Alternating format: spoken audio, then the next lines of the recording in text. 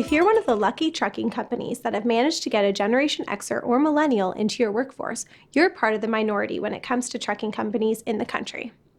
And though replenishing the aging workforce is important, hiring younger generations can present its own set of problems. At a recent roundtable called Fast Forward, an inside look at the future of trucking, experts from across the industry discussed how to manage millennials within your own company to harness the knowledge they can bring to your organization. Angela Splinter, Executive Director of Trucking HR Canada, says younger generations need to be managed and dealt with differently than the other older employees.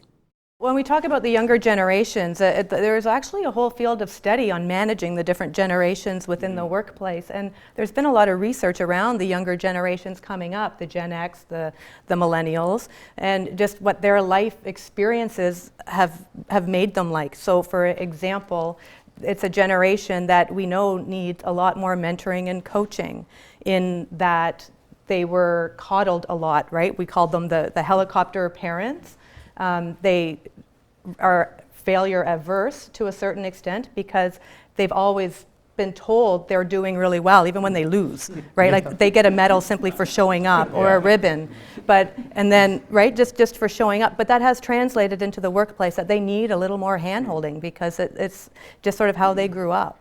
Those are some trends that we're seeing. Elias Domangos, president of Fortigo Freight, and Jason Liberlesso, the senior director of transportation at Sobeys, explained how they are managing the younger generation that recently joined their companies, respectively. The typical structure has to change. I mean, so being almost in that age group, you got to keep them occupied with more than just one task. You can't, in our office, we've got certain very mundane tasks that some of the older folks are doing quite happily. You put some of the new, younger folks in some of those tasks, and you can see them diddle-daddling on a whole bunch of other stuff. Facebook's up and Twitter's up, and as soon as you walk by, Facebook quickly shuts down. You gotta manage them very different. You noticed that too, eh? I noticed that too, yeah. I give them fair warning. So you gotta learn how to manage them and work with them a bit differently. They're incredibly committed, incredibly smart, incredibly, I'd say, much ahead of where we are from a technology standpoint, from idea standpoint, but you got to put them in an environment where they can share that and not quickly get bored.